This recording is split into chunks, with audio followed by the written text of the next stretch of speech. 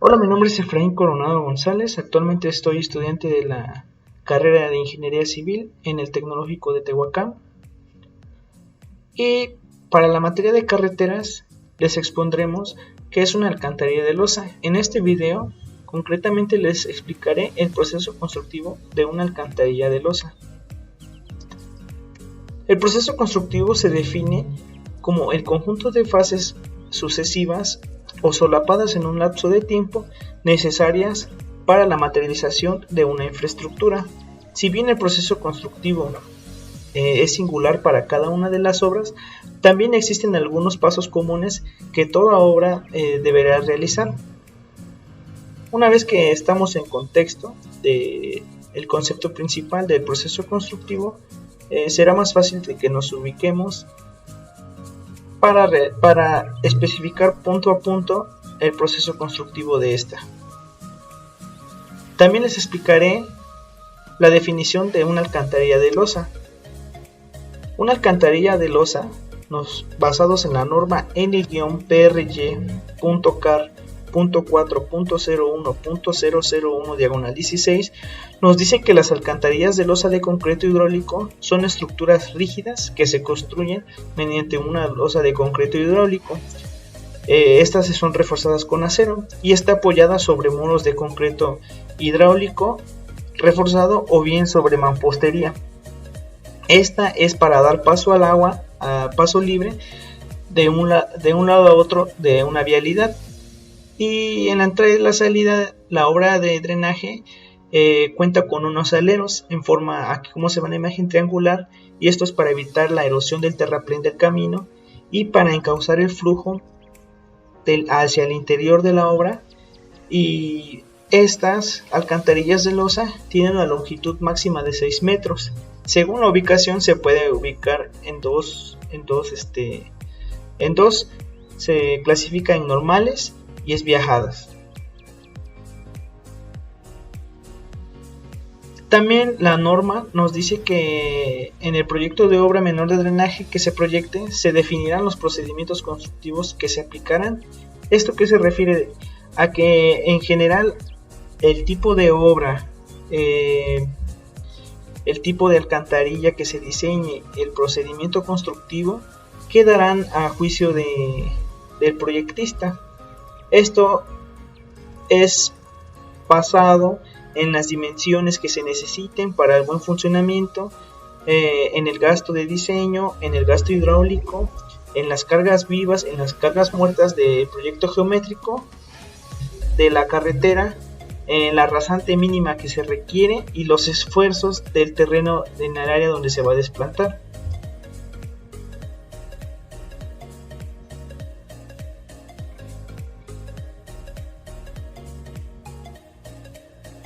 Ahora les voy a hablar sobre los requisitos para la ejecución del proyecto de alcantarillas menores.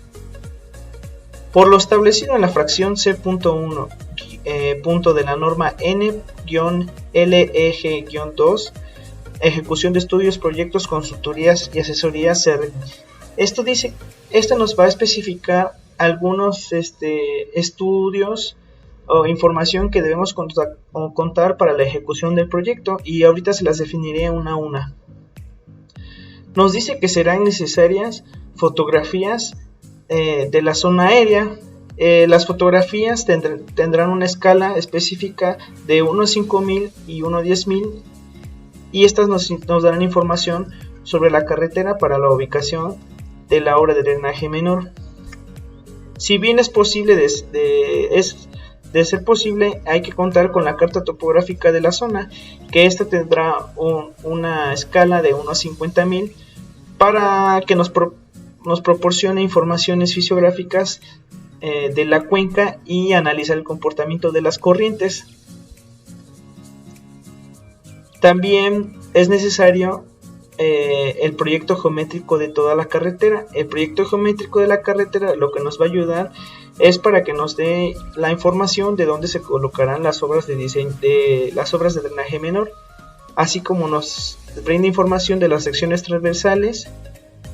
También nos dé la información del trazo de la carretera la ubicación de los bancos de nivel y las referencias topográficas, así como las elevaciones de la subrasante a lo largo de la carretera. También necesitaremos de un estudio geológico de la carretera. El estudio geológico de la carretera nos debe de saber específicamente en la zona en donde se construirá la obra de drenaje menor, que nos dé información de cómo se comporta la infiltración de la lluvia, específicamente en la ubicación de la cuenca. También necesitaremos los estudios hidráulicos e hidrológicos de alcantarillas que ya estén construidas. De ser posible de adquirirlos, y bueno, dependiendo si la carretera ya cuenta con obras de drenaje menor, y estas nos brindarán información sobre cómo se comporta el agua en esa zona. También será necesario contar con un estudio de mecánica de suelos del sitio. El estudio de mecánicas de suelos pues nos debe de incluir un sondeo a cielo abierto que nos arroje características específicas de la zona en donde se va a construir la alcantarilla, como la estratigrafía, el tipo de suelo, etcétera.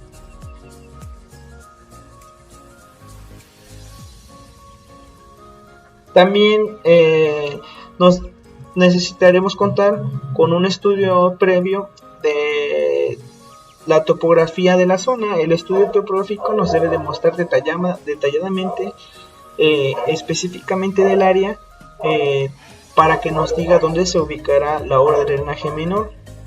Esto es con base a la información del manual de diseño hidráulico y de obras menores M-PRY-CAR-4 2.01-002. Ahorita más adelante especificaré cuáles son las especificaciones del estudio topográfico. Ejecución del proyecto. Para la ejecución del proyecto, además de lo establecido en la cláusula D de la norma de ejecución de estudios, proyectos, consultorías y asesorías, el contratista deberá realizar las siguientes actividades, como es la recopilación de información. Esta es para disponer de datos que nos permitan determinar características tanto fisiográficas e hidrológicas de la cuenca de estudio. La información fisiográfica son las cartas topográficas, las cartas geológicas, hidrológicas, del uso de suelos, y estas están elaboradas a diversas escalas de la región en donde se indica que se va a hacer la instalación de la obra de alcantarillado, y estas nos van a ofrecer información de la cuenca.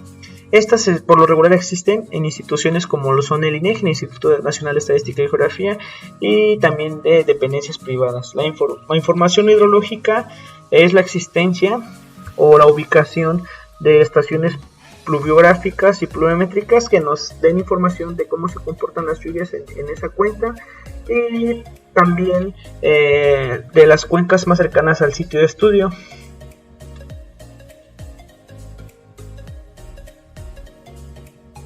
Además es importante el reconocimiento de campo, ya que el reconocimiento de campo será uno de los procesos que más información nos arrojen, porque por ejemplo al estar en el lugar, el propósito es recabar datos que son relativos a las características fisiográficas e hidrológicas de la cuenca.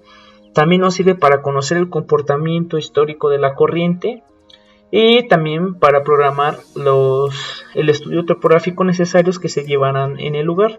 También nos sirve para determinar diferentes características y funcionamientos de obras que ya estén construidas en la misma cuenca. También nos puede ser útil para determinar los periodos de diseño de la obra de estudios. También para determinar el tipo y dimensiones de los materiales que son arrastrados por la corriente, tales como rocas, cantos rodados, gravas, ramales, arenas, troncos, ramazones, entre otros, para definir y e investigar con los lugareños cuáles son los niveles máximos que son alcanzados por el agua durante las crecientes máximas y los tipos de lluvia que tengan noticia, y como los lugareños pues son del lugar, estos nos darán mucha información. También durante el reconocimiento de campo se programarán los trabajos de levantamiento topográfico, incluyendo las dimensiones del área que se va a levantar, la longitud de los perfiles para determinar las pendientes geométricas o hidráulicas, que en general pueden ser de orden de 200 metros por lo regular, tanto aguas arriba como aguas abajo. También para la ubicación de una o más secciones hidráulicas a criterio del proyectista. Por eso es importante el reconocimiento de campo. Y ahora hablaremos sobre el levantamiento topográfico. El levantamiento topográfico del sitio se replanteará y se nivelará en el lugar. El eje del proyecto de la carretera por estudiar, según nos indica a continuación, se utilizarán las referencias topográficas del proyecto geométrico para replantear el eje del proyecto. ¿Esto qué es? Que vamos a verificar si lo que está en el proyecto geométrico coincide con el levantamiento topográfico en el mismo lugar. Y este nos dará información, por eso se deben colocar estaciones a cada 20 metros y para que nos den información de los puntos singulares, como lo son los puntos de inflexión, los principios de curva, los términos de curva, los puntos de tangente, se indicarán con trompos y tachuelas. Con base en los bancos de nivel del proyecto geométrico se nivelará el eje del proyecto, obtenido por las elevaciones de los quiebres sobre el terreno natural de las estaciones, que como les comentaba se ponen a cada 20 metros, y de los puntos singulares que se mencionarán antes. También se elaborará una planta topográfica cubriendo el ancho del cauce y 5 metros más allá de los trazos. Esto es con la finalidad de que nos brinde información sobre el terreno natural y el nivel alcanzado por el agua durante las crecientes máximas. En caso de existir obras menores de drenaje construidas sobre el mismo cauce de estudio, se tendrá que investigar su antigüedad para ver si la información que nos brinda aún se puede contemplar, y para que nos brinde información del comportamiento hidráulico que tiene esta. Cada una de las obras menores cercanas sobre la misma corriente serán analizadas, definiendo sus diferencias por periodos de tiempo y ver qué coincidencias podría tener con nuestro análisis actual. El análisis de obra existente se tendrá el gasto del flujo a través de ella, verificando su área hidráulica, y en su caso es elaborar, con base en la topografía, elaborar un croquis de alcantarillas existentes sobre el mismo cauce y en caminos cercanos, y que contenga como mínimo su geometría general y la geometría detallada con sus apoyos y aleros.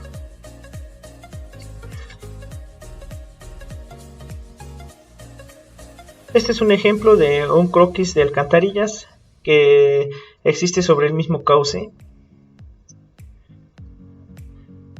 Conforme a la fracción E1, E2 y E3, nos dice que esta norma, tanto la recopilación de información como de reconocimiento de campo, de levantamiento topográfico, es determinar las características de la cuenca.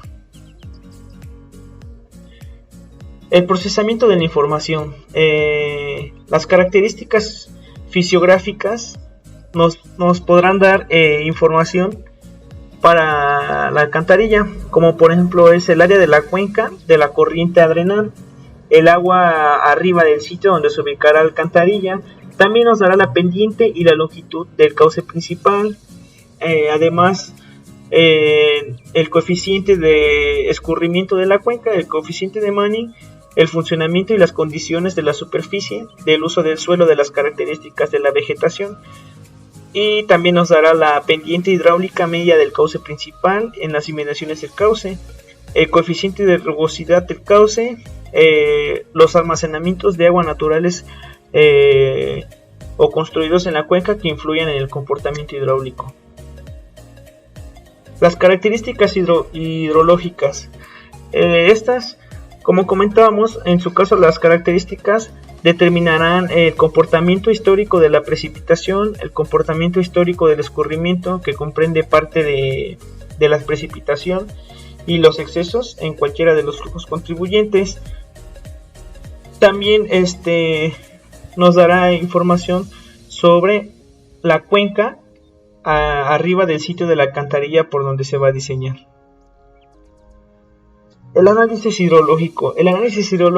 Esta es la información procesada, como señala el artículo de la fracción E4 de la norma efectuar de análisis hidrológicos necesarios para calcular los gastos que permitan el diseño de la obra, aplicando métodos hidrológicos que mejor se ajusten a información disponible, como se indica en el manual. Esto se refiere a que en la norma vienen algunos procedimientos de cómo hacer los diferentes métodos hidrológicos que se ajusten mejor a nuestras necesidades y que nos brinden mayor información dependiendo de todas las características recabadas. El análisis hidráulico debe realizar todos los análisis necesarios para determinar que en el sitio se haya levantado la sección o secciones hidráulicas conforme a los cálculos de todos los niveles de los tirantes, de las velocidades de flujo que corresponden a los gastos necesarios que se han calculado previamente según en la fracción E5 de esta norma. El diseño hidráulico. El diseño hidráulico de la obra de drenaje menor consiste en establecer qué tipo de alcantarilla se va a utilizar dependiendo del diseño hidráulico previamente el análisis hidráulico. Ahí es donde se definirá qué tipo de alcantarilla se va a utilizar, y así como las dimensiones según nos dice la norma N-PRY-CAR 2.4.2.01-002 en el manual de diseños de obras de diseños hidráulicos de obras menores de drenaje. Ahora hablaremos sobre el proyecto estructural.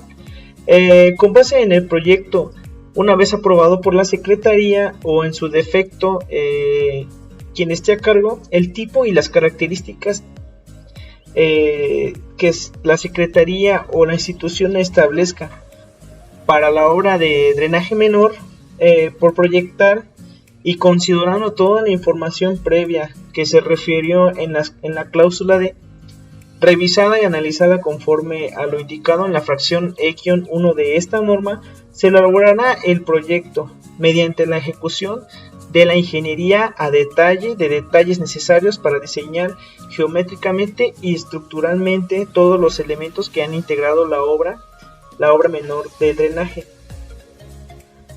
También se presentarán soluciones que el proyectista considere. Esta será única y no será necesaria presentar dos o más opciones. Esto es decir, que solamente el proyecto estructural será uno y no se darán más opciones, y debe de ser conforme a los procesos anteriores. Esto viene en la norma N-LEG de la ejecución de estudios, proyectos, consultorías y asesorías que se tomarán en cuenta. También se tomarán en cuenta el tipo de material de las obras menores de drenaje. Esto se refiere a, dependiendo de la región, el tipo de suelo, la carga que se recibirá la obra, los aspectos económicos y la factibilidad de los procedimientos constructivos, entre otros. Y los dimensionamientos, una vez seleccionado todo el material que se va a utilizar para el diseño de la obra, con base en la información que se refiere en las fracciones anteriores de la D1 a la D6 de esta norma, y ya conocidos el gasto hidráulico, el tipo de terreno, la altura de la rasante, se definirá el tipo de dimensionamiento de la obra menor de drenaje. de acuerdo con lo indicado en las normas NPRY-CAR-401-002 del diseño hidráulico de obras menores y en la norma NPRY-CAR-4-01003 de obras menores de drenaje. Después se hará la presentación de los resultados. La presentación de los resultados se debe de presentar de forma ordenada, clara, con textos grandes y que sean explicativos para su mejor comprensión por parte del revisor de la obra. Este se refiere en la cláusula G de esta norma. Y las medidas de seguridad se definirán previamente todas las medidas que implemente el contratista durante la obra de la construcción. Esto es muy importante, ya que se pueden evitar accidentes. Por eso es que es importante que las medidas de seguridad se contemplen.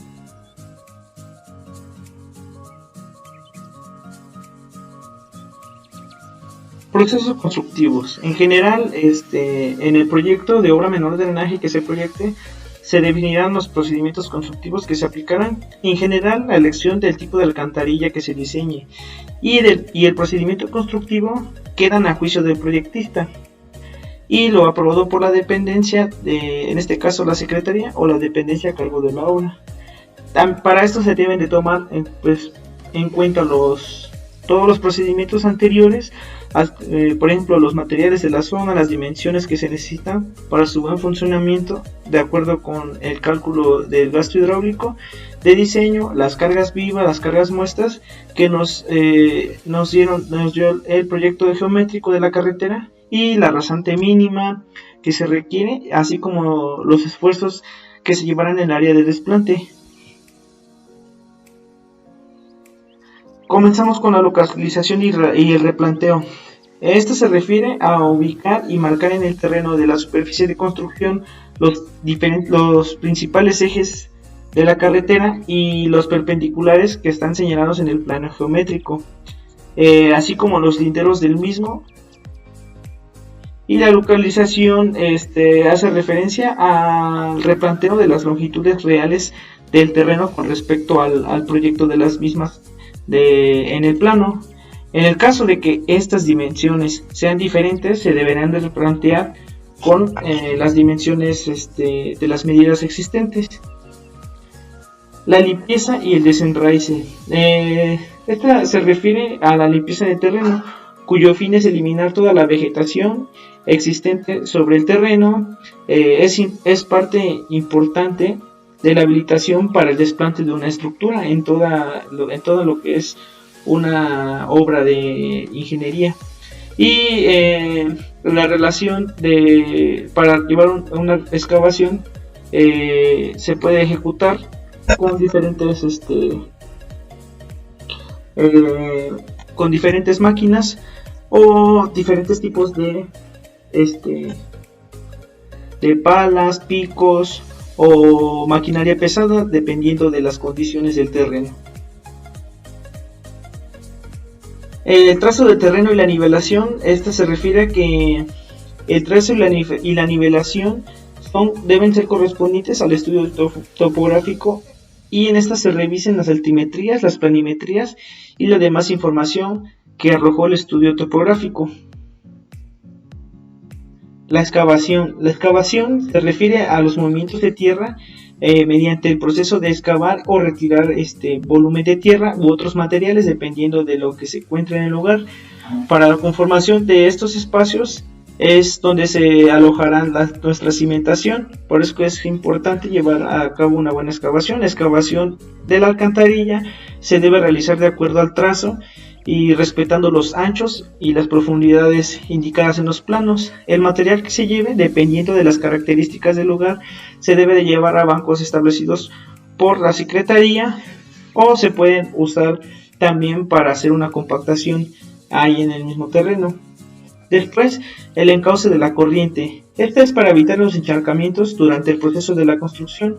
Estas se deben de canalizar por tuberías de PVC provisionales para que no interfieran con la obra. De ahí viene la compactación. Esto se hace con el principal propósito de tener firmeza y soporte sobre la obra donde se va a cargar la cimentación. Siempre es aconsejable realizar este trabajo previo de la compactación del terreno para que mediante se consiga aglomerar un mayor número de partículas, haciendo que el suelo se vuelva más resistente y tengamos una mejor cimentación. Esto nos puede ayudar a que haya una reducción también del escurrimiento de agua. De este modo se evita que haya infiltraciones más adelante a lo largo de su vida óptima y haya fluidez del agua y pase por ahí el líquido. También nos ayuda para evitar posibles daños por heladas, ya que cuando las temperaturas bajan, como se infiltra por las grietas y al enfriarse el agua se congela y esta aumenta su volumen, lo que puede causar también afectaciones en el pavimento para que se hinche y posteriormente se truene. También si hacemos una buena compactación no hay riesgo de que el suelo se hunda, y si se desarrolla la obra sobre un terreno irregular o poco firme, el suelo puede presentar hundimientos, haciendo que ésta no tenga un funcionamiento idóneo. También nos ayuda a la reducción de la contracción del terreno y del esponjamiento. ¿Esto qué es? Que si nos encontramos en un terreno con vacíos, damos lugar a infiltraciones de agua, que estas posteriormente nos van a hacer huecos, y de ser el caso en épocas de lluvia se enfrentarán a suelos que se esponjen, que se inflen o se contraccionen dependiendo de las irregularidades y desperfectos cuando esté seca. Ahora la cimentación. Para la cimentación primero lo que haremos será una colocación de una plantilla de concreto simple. Esta es el primer tendido ligero de concreto para tener un firme resistente para poder desarrollar nuestra cimentación de forma correcta. Aparte de que esta va a proteger los estribos, que su resistencia no sea afectada por las reacciones que se producen en el suelo, como la sedimentación y la erosión.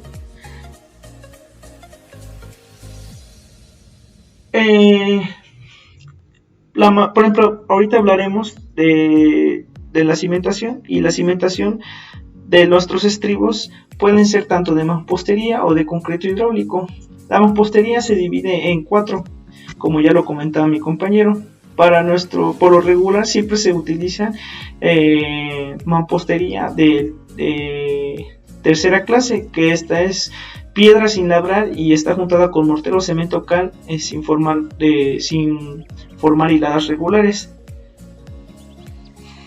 Recordamos que la mampostería es donde se va a colocar posteriormente la losa, por lo que debe de ser bien ejecutada y se debe de llevar a cabo conforme a los procedimientos del proyecto. Los estribos de mampostería de una alcantarilla son elementos que estructuralmente que están apoyados en los extremos, y el estribo a su vez se cimenta sobre el terreno y cumple las siguientes funciones, que es servir de elemento de transición entre la vía y el tablero, y también nos sirve para colocar junto con las pilas en la sustentación del tablero y sujetar el terreno circundante, impidiendo que este último invada el derrame de la zona sobre el puente. El tablero se refiere a la losa. Aquí tenemos un ejemplo de los estribos. En este ejemplo es de concreto hidráulico. Que tenemos colocada nuestra mampostería, ahora procederemos a colocar la cimbra. La cimbra, recordemos que la colocación de la cimbra debe de ser diseñada especialmente de acuerdo con la obra donde se va a instalar. Esta deberá estar avalada por el ingeniero o por el técnico competente. Recordemos que en el proyecto debe de constar de una memoria descriptiva y la definición de las condiciones particulares de la cimbra, ya que esta es singular para cada una de las obras, y esta está constituida por vigas, polines, duelas, triplais, tablones, chaflanes, entre otros. Por lo regular es de madera, pero también pueden ser de metal, de plástico, pero por lo regular siempre se usa la de madera por los bajos costos y la fácil maniobra de estas. Después, ya que tenemos nuestra cimbra, hacemos el armado de nuestra losa con acero de refuerzo. Con base en el análisis previo y el cálculo considerado en la norma M-PRY.CAR.40103, en donde contiene el manual para el procedimiento estructural de las alcantarillas.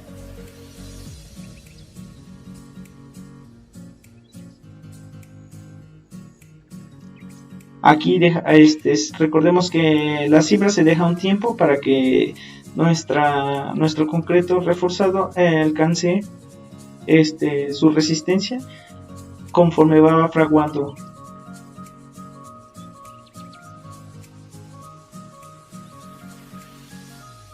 El acondicionamiento son los trabajos finales para que el funcionamiento de nuestra alcantarilla funcione de forma idónea. Recordemos que el acondicionamiento consiste en hacer el curado de nuestro concreto, que es añadiéndole agua durante su proceso de fraguado, y finalmente se desentuba la corriente, que se recausará al flujo y se acondicionará la superficie del puente, dejando la correspondiente para el flujo vial, y eso sería todo.